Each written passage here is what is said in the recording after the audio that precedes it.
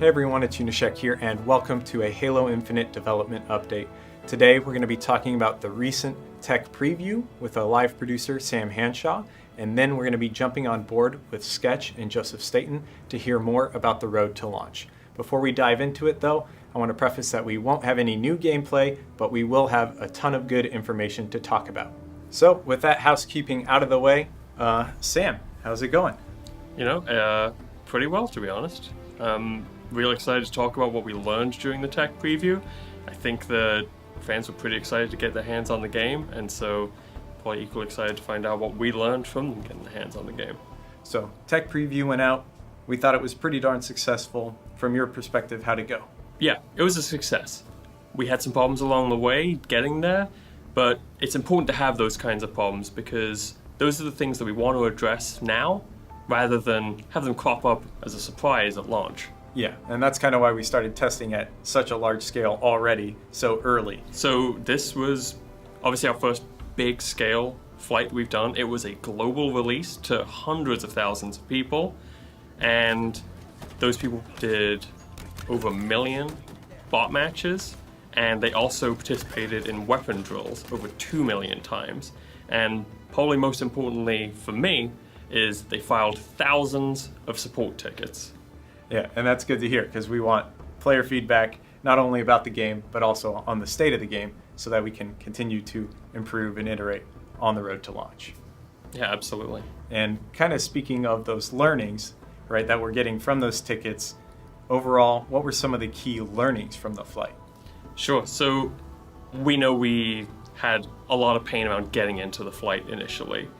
So we know we had some issues on the Halo Insider side that we're working on. We also had some problems getting in through the Xbox Insider Hub on console, and we've been working in close partnership with the Xbox Insider Hub team, and we're working on some solutions to that and ways that we can mitigate that for the future.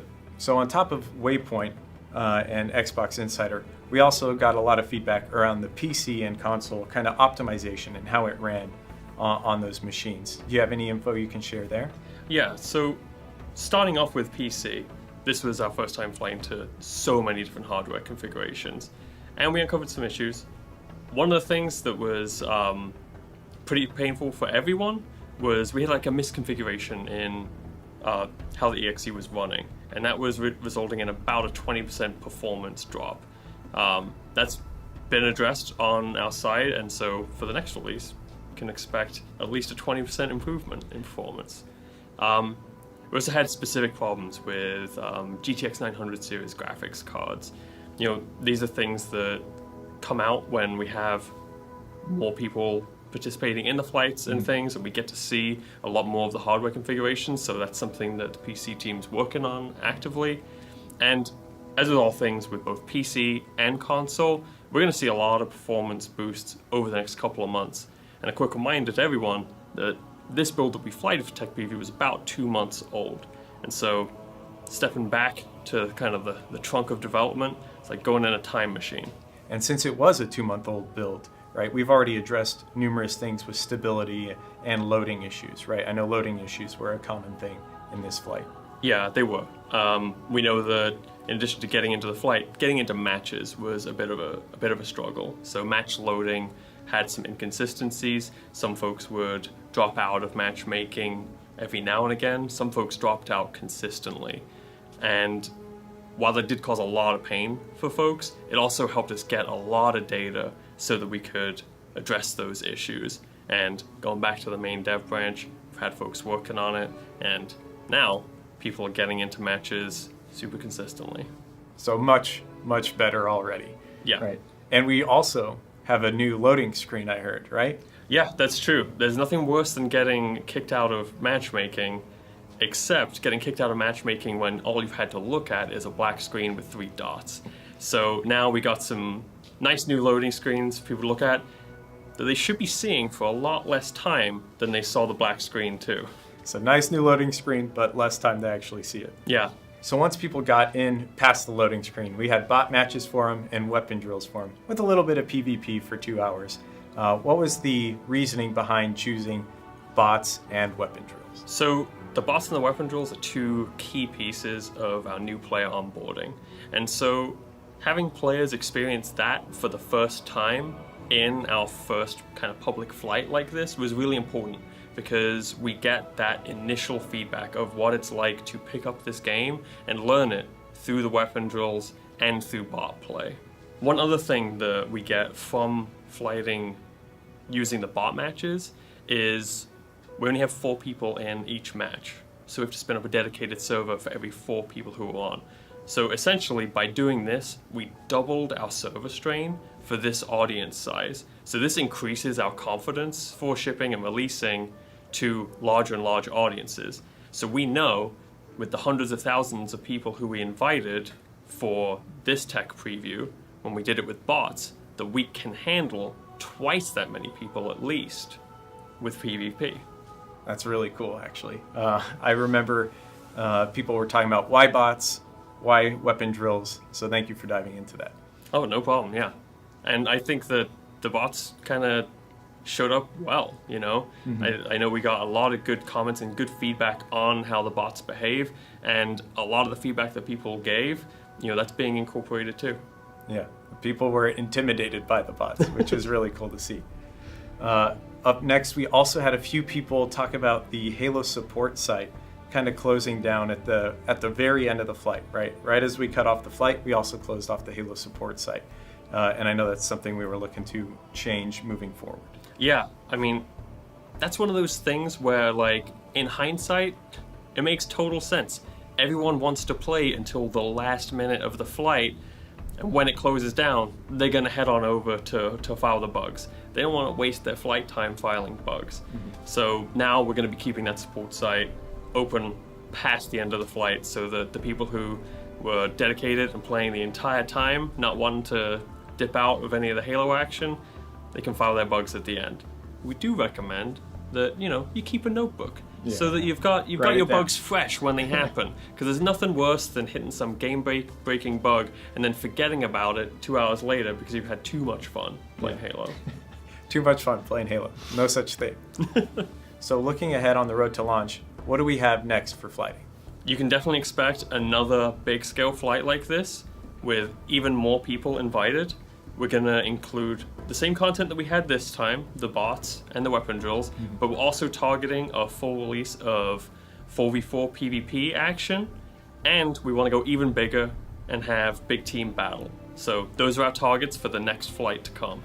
Nice. And then once we get to launch, we also have hopes, anticipations to flight features and content beyond, right? Yeah, absolutely.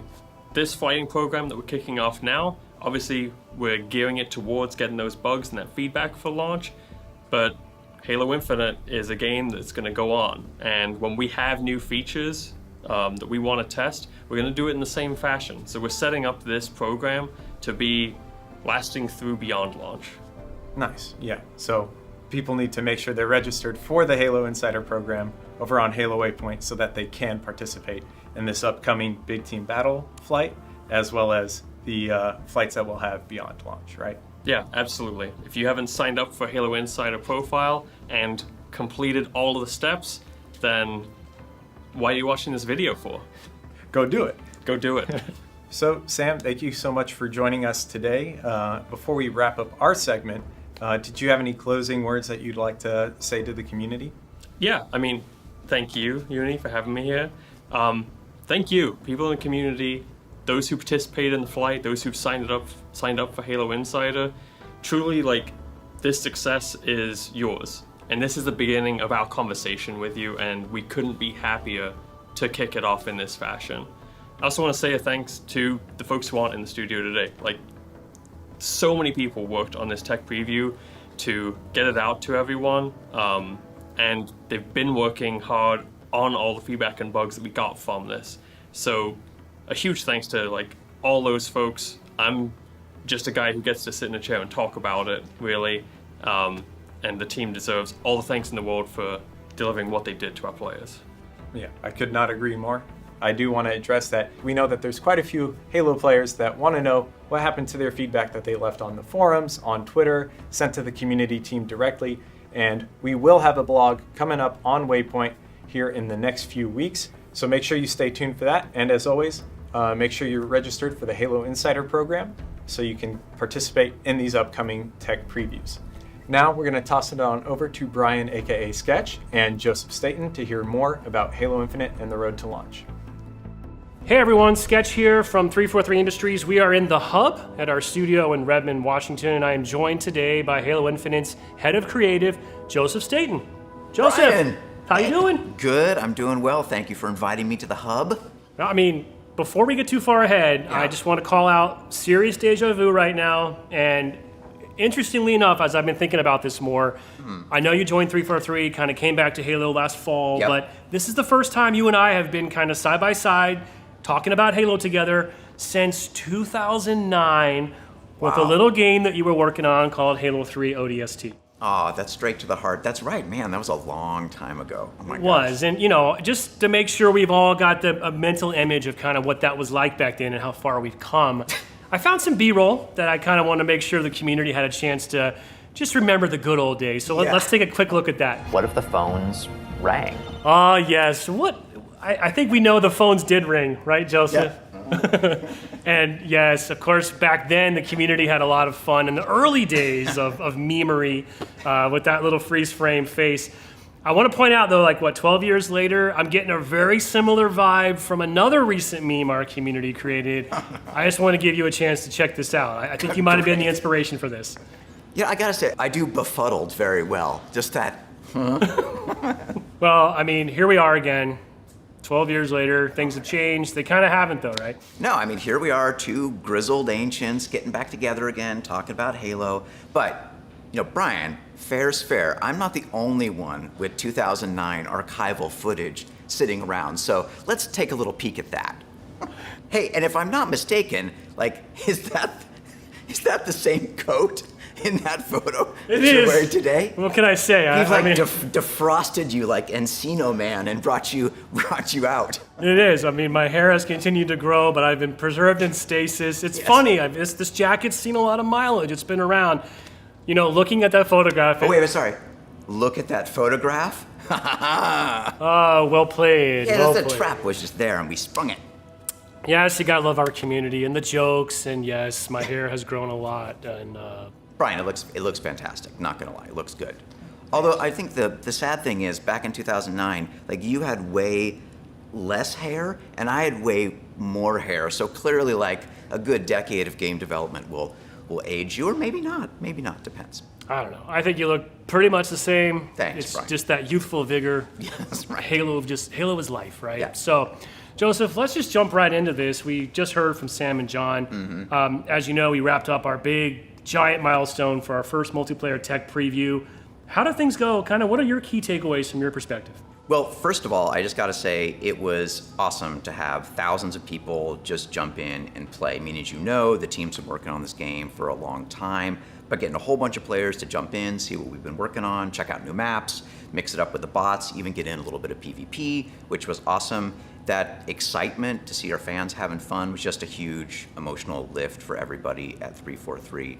On the flip side, just getting honest, unvarnished feedback from fans, whether it was login bugs or posting detailed videos on YouTube, we just generated a ton of actionable feedback on things that we still needed to work on and parts of the game that were missing, that fans were curious about. And speaking of which, one of the things that people wanted to know about was split screen, right? I mean, playing Halo competitive multiplayer on a couch with your family and friends, split screen has always been a super core part of the Halo experience. And we just want to reassure people that although we didn't have split screen multiplayer in the tech preview, we will absolutely be shipping that day one for launch on all Xbox family devices. On PC, it's a slightly different story. There are just technical challenges around PC with a whole bunch of different configs and other issues. So we're not going to have split screen multiplayer on PC for launch, but it's absolutely something the team's excited about exploring post-launch. Okay, Joseph. Well, thanks for touching on PC multiplayer split screen in particular. That's something that we've had questions about. You know, just A lot of feedback, obviously, even through MCC, which has been a great way for us to learn and gather additional feedback. But on that topic, you referenced a lot of feedback from the tech preview. We still have so much that we're sorting through together, right? So the community team, the support team, the development team, kind of actively working through that process where we identify all the different sort of key themes that we've heard and then work together with all the different leads and stakeholders to determine kind of how to action on these and how to prioritize them. But I did kind of want to be clear for expectation setting that there's only so much that we're going to be able to action on now, but that's the beauty of being a live service. Yeah, absolutely. I think, a lot of people play in the tech preview or, any of that, pre-release look at the game and wonder, hey, if I participate and I provide feedback, how much of this is actually going to be acted on by the development team? When it comes to the technical preview, that's exactly what it was. We wanted thousands of people to jump in, bang on it, help us identify what's wrong. And like you said, we're actioning on a ton of feedback from that test. It was super useful. And yes, some of the things we won't be able to do for launch, but you're right, that's part of being a service. And the good news is we have a year-long post-launch content and feature roadmap already worked out. We're already working on those things now. So yeah, some things won't land in a launch time frame, but some things, will just roll out over time. That's part of this Halo Infinite journey that we're kicking off together with fans. Joseph, as part of this live service and this journey that we're going to be kicking off this holiday, not only is it exciting and important to think about new experiences, new content, but that relationship with our community and not only the feedback, but our ability and our commitment to being open and honest and just sort of making sure that we're in this together. Yeah, absolutely. So to that end, one of the reasons that we're here today as well is I want to talk to you about the campaign side of the game, specifically campaign co-op. Like multiplayer is this burning heart of Halo, campaign co-op is fundamental to the Halo experience as well. I don't actually know if I told you this, Brian, but my son and I, in a failure of parenting, I have not played Legendary Halo with my son. He's 19 now. So a couple weeks ago, we started playing campaign co-op Legendary together. We just beat Halo 2. The Jackal snipers are still a delight. And I just had a ton of fun. And it reminded me just how essential that experience of playing campaign together with your family and friends, whether networked or split screen, really is. Unfortunately, as we focused the team for shutdown and really focused on a quality experience for launch, we made the really tough decision to delay shipping campaign co-op for launch. And we also made the tough call to delay shipping Forge past launch as well. Well, Joseph, clearly this was not a decision that you or the team has taken lightly, right? We know this is just an integral part of the Halo experience. So can you just talk through a little bit of kind of just the why, why was this a decision? You and I talk about this a lot, and everybody in the studio has the same conversation, which is what is our number one priority? Well, our number one priority is making sure that whatever we ship, whenever we ship it, it meets the right quality bar. Across all platforms, Xbox devices, PC in all its different configurations. And when we looked at these two experiences, Campaign Co-op and Forge, we made the determination they're just not ready. And as a studio, we don't want to ship things if they're not ready so people can play them, have fun, have a nice, stable, performant experience. So we're going to keep Campaign Co-op and Forge in the oven for a little bit longer. And then when they're ready, we're going to release them as part of our seasonal roadmap next year. So I want to talk about the roadmap in just a second, but I do want to acknowledge it's a little awkward. We're talking about things that are in for launch, and frankly, we don't have an official public launch date yet. That is true. But I did want to just reconfirm, and as we heard Phil Spencer, I think he made a reference recently, this game is definitely, we're committed to releasing this holiday. Yes. And we're pretty close, I think, to we're just working through some details right now on kind of what that real date is, right? Yes, that is absolutely correct. We are 100% committed to releasing this holiday both campaign and our first season of free-to-play multiplayer. We just have to, like you said, work through a couple more details, and we'll be talking about our actual release date very soon. So as we look at beyond launch, beyond this holiday at our seasonal roadmap, what kind of timing should we be thinking about in terms of co-op and Forge coming to Halo Infinite? What we're targeting is to ship campaign co-op in Season 2, and then we're targeting to ship Forge in Season 3. And I know as we talk about seasons, I should probably explain that a little bit. I think for anybody who's been reading our blogs or has been engaged in Master Chief Collection or frankly has been playing any other live game, they're probably pretty familiar with the way seasons work. But timing-wise for us, a season is about 3 months. That's our goal, is to ship a season every 3 months. So when it comes to campaign co-op, our target is to ship co-op in Season 2 about 3 months after launch, and then our goal is to ship Forge in Season 3, which would be about 6 months after launch. But of course, all these plans are subject to change as we dial things in, but that's our goal right now. For sure. And, a part of having this open and honest dialogue with our community is as the game team makes progress and development moves forward, we'll be able to provide updates and just sort of keep folks abreast of how things are going. Absolutely. Also should give a shout out that my understanding is Halo Insiders would have the opportunity to participate in some hands-on Forge ahead of release through flighting, similar to how we've been doing the tech preview for multiplayer this year. Yeah, that's absolutely right. And I think when it comes to Forge, maybe just a little bit more context for people to understand why we're taking a little bit more time with it. So the Forge tool is amazing. I was around at the beginning of Forge, and to see how it's progressed is really, really cool. And I can't wait to see what people begin to create with it. But as a tool set, it's really advanced, and it's going to hopefully give people the ability to create a whole bunch of new, innovative, novel experiences. But again, there are technical complexities there, and it's just going to take time to get it right. And on the co-op side, we have the opportunity to play campaign all the time. It's this wonderful, wide open, non-linear take on a Halo campaign, and it's going to offer so much more flexibility to take down banished bases from all kinds of different angles, to progress through the game in your own way to a certain extent. And at the same time, though, that's complicated when you think about save systems and all the technology that needs to drive this more non-linear experience. So in the co-op scenario, that's even more complicated, and that's another reason why it's going to take longer, just to make sure it's quality day one and people can jump in and play and have fun.